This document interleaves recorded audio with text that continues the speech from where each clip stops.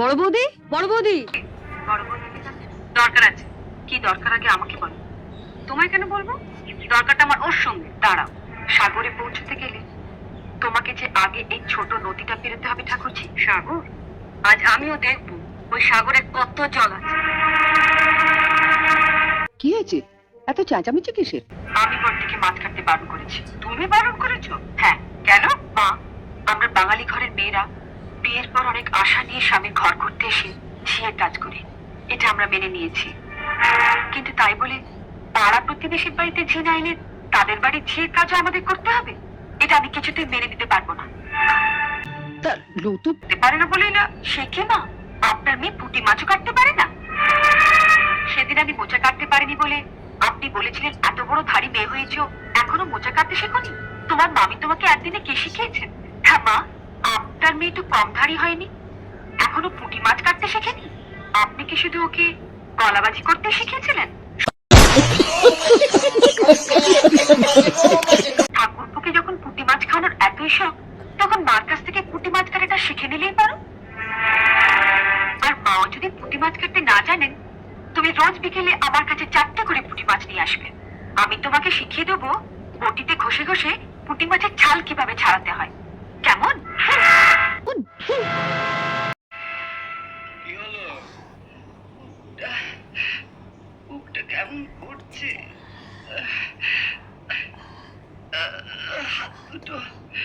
হাত দুটো ভীষণ ব্যথা করে,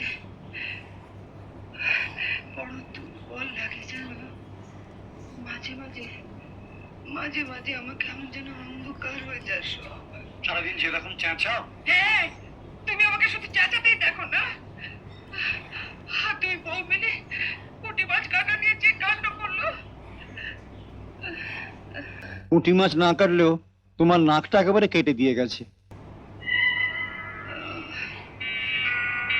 একবার পাকে পাই আমি ওদের ওদের ছাড়বো ভেবেছ?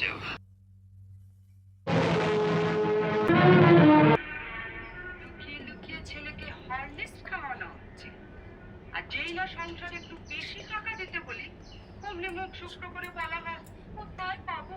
জ্বরেও দুর্বল হয়ে পড়েছে মা, ডাক্তার ওকে হরলিক্স খেতে বলেছে, তাই ওর বাবা ধার করে। হ্যাঁ, ওসব কথা অনেক শুনেছি, ধরা পড়লি হাত করেছি।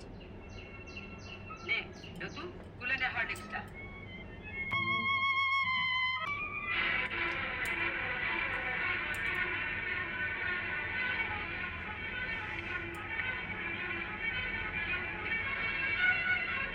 শোনো বড় বউ, আমি আগেও বলেছি আবারও বলছি, যার স্বামী যেমন রোজগার করবে তার ঘরে তেমনি খাওয়া দাওয়া হবে।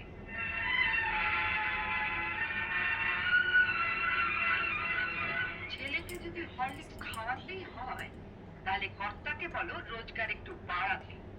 নয়তো এর পরও যদি ছেলে হরলিক্স খেতে চায় তাহলে বাজার থেকে 20 পয়সা দিয়ে হরলিক্স বিস্কুট কিনে এনে দিও। কেমন? আইলো তুই হরলিক্স খাবে, ওইখানে হরলিক্স পড়ে আছে, যা এ চেটে চেটে খা। তোমাকে আর খেতে হবে না। দেখ তো মিষ্টি কিনা।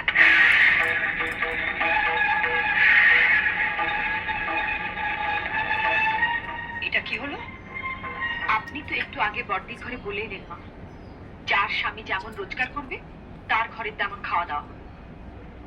আপনার স্বামী তো মাত্র 150 টাকা পেনশন পায় মা। আপনার যদি এতই ফল খাবার শখ হয় মা, বাবাকে বলুন না রোজগার বাড়াতে। নয়তো এর পরেও যদি আপনার ফল খাওয়ার শখ হয় তাহলে বাজার থেকে 20 পয়সা দিয়ে কুল কিংবা পানি ফল এনে খাবেন। কেমন?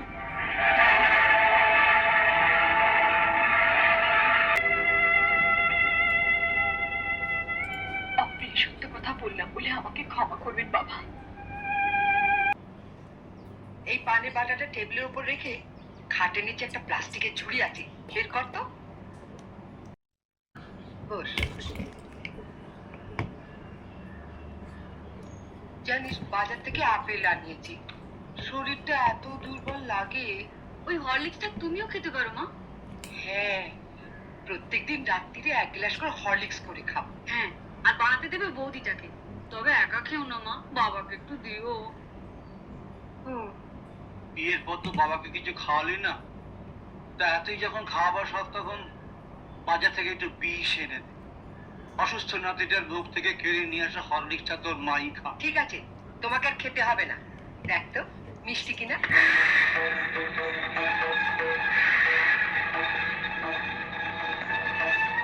এটা কি হলো? আপনি তো একটু আগে বড়দির ঘরে বলে এলেন মা, যার স্বামী যেমন রোজগার করবে তার ঘরে তেমন খাওয়া দাওয়া হবে। আপনার স্বামী তো মাত্র 150 টাকা পেনশন পায় মা। আপনার যদি এতই ফল খাবার শখ হয় মা, বাবাকে বলুন না রোজগার বাড়াতে। নয়তো এর পরেও যদি আপনার ফল খাওয়ার শখ হয়, তাহলে বাজার থেকে 20 পয়সা দিয়ে কুল কিংবা পানি ফল এনে খাবেন, কেমন?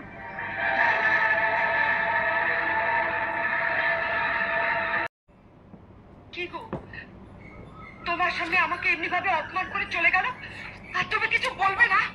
হ্যাঁ বলবো, বলবো, নিশ্চয়ই বলবো। আজ আমি ভগবানের কাছে প্রার্থনা করে বলবো, হে ভগবান, বাংলার ঘরে ঘরে তচ্ছাল শাশুড়িদের সায়স্তা করবার জন্য ছোট বউয়ের মধ্যে একটি করে বউ পাঠিয়ে দিও।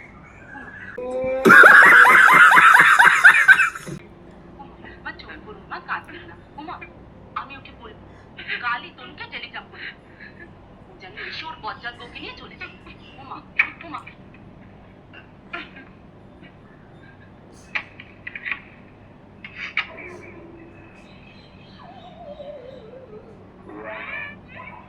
টাকা আছে, দোকানে রেখে দাও।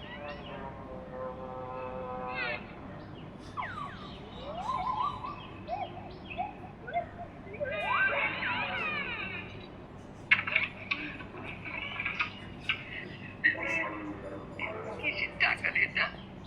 বাড়ি করছি না, কত খরচ এখন।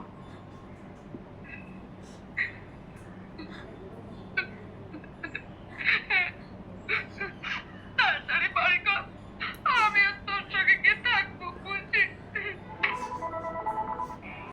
खत्म।